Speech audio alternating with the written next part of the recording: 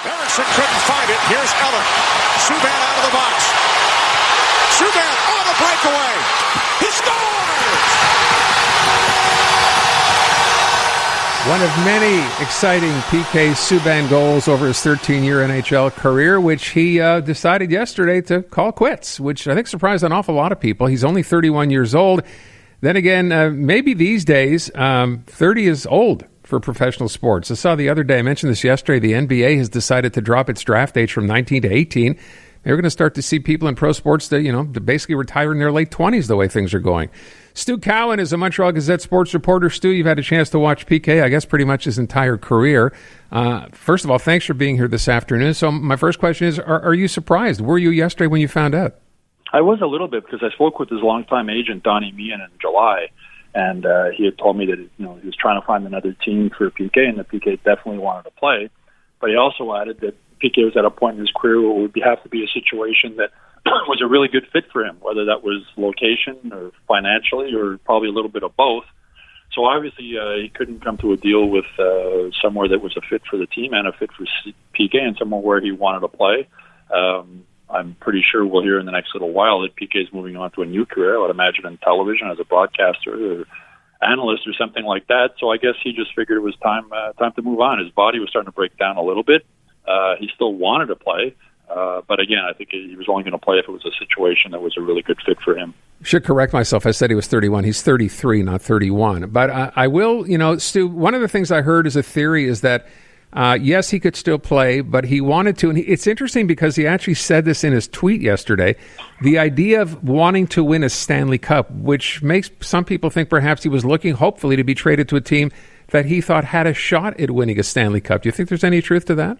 I think so. I think he also probably would have been interested in going back home to play in Toronto in front of friends and families, and I imagine he would have been interested in coming back to play in Montreal also.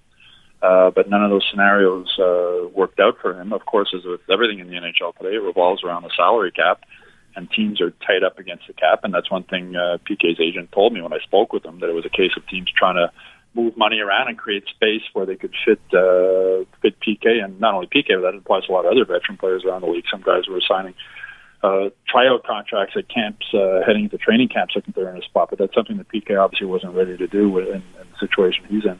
It's difficult to explain, or maybe it isn't. I don't know. The impact he had here in Montreal during the time he was here. Yes, he was a flamboyant kind of a player. He scored some incredibly, I don't know how to describe them, but, goals that you ordinarily might not expect from a defenseman anyway. And I wonder why you think he had the mark he had here. Was it because of the way he played his game?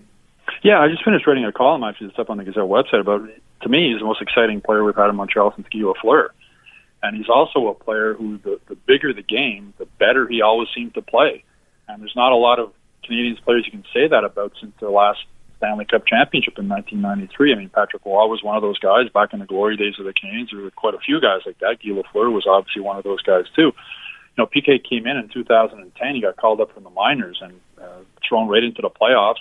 Started off sort of as Andre Markov was hurt at the time, and he sort of started off as a sixth defenseman. But by the end of the playoffs, he was logging big minutes, over 20 minutes a game, and was a key player in their playoff run when they went to the Eastern Conference Final. A couple of years later, or 3 years later, I believe it was, he won the Norris Trophy as the best defenseman in the NHL. And the year after that, he was a key player again when the Canadiens went to the Eastern Conference Final. You remember the series against Boston? He scored 2 games in Game 1, including the winner in double overtime. He was a dominant figure throughout that series, and then with him and Carey Price were the 2 key guys in that 7-game series. Again, just the bigger the game, the better PK always played, and I think a lot of people maybe forget that his personality was so big and rubbed some fans and some teammates the wrong way. But to me, there's not a lot of players in Canadians' history, as I said, especially since 1993, where the bigger the game, the better they played. Speaking of Stu COWAN at the Montreal Gazette over PK Subban's decision yesterday to retire at age 33, as I hear you say that, Stu, I think to myself, so here's a guy who kind of, the spotlight shone on him, and yes, he was an incredible hockey player, but when he made a mistake, he made a big mistake, and a lot of fans got on him for that as well. They did, but I mean, any puck-moving defenseman, the more you have the puck on the stick, the more likely you are to cough it up and make a mistake. So I think there were games where PK would make 5 or 6 great offensive plays and make one defensive blunder, and that was all that anybody would remember. The Canadians, now things are changing a bit with Marty St. Louis, where he wants more puck-moving defensemen. He wants players to not be so stuck to a system. He calls them concepts. He wants players to be able to react to the play and move the puck and skate with the puck. I wonder, what PK would have been like if he had Marty St. Louis as a coach in Montreal. But the Canadians at the time had a pretty defensive system that Michel Therrien ran, and there was PK was limited in what he could do offensively. And when he did make an offensive mistake, fans noticed it, and the coaches noticed it, and he was punished for it. I mean, there's that infamous video of Michel Therrien in the locker room from the 24CH series, just chewing PK out between periods. But again, I mean, if you watch, Cale Makar, who's probably the best offensive, or one of the best offensive defensemen in the NHL today, if you watch his games, he'll cough the puck up once or twice a game, maybe two, because he's got the puck on his stick so much, and he's taking chances with it to try and create some offense.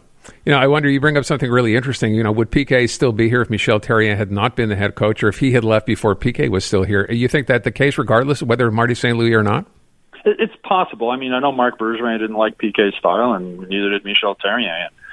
Marc Bergevin was determined to sort of get rid of PK before the no-trade clause in his new contract kicked in. I think Marc Bergevin was reluctant to give PK that 8-year, $72 million contract. There were reports that Jeff Molson stepped in at the time and made him resign PK. But his personality was big. He rubbed some teammates the wrong way. He rubbed Canadians management the wrong way. But again, to me, he showed up to play. And I know I mentioned this in my column, one former teammate he had once told me that he liked PK. He just wished that 1 or 2 days a week he could sort of turn down the volume of his personality and maybe just shut up in the locker room for a day or two and give everybody sort of a break from PK. But that's not PK. It was just his natural personality. That's the way he is on the ice, off days. He's got a big personality. He walks into a room and the room lights up. And he lit it up too brightly at times, I guess, for the Canadians. I wonder, and I realize a lot of these questions are theoretical. We don't know what could happen, what might have happened. But, the idea that he could have come back, you said a little while ago, maybe come back to Montreal or come back to Toronto, hometown kind of a thing.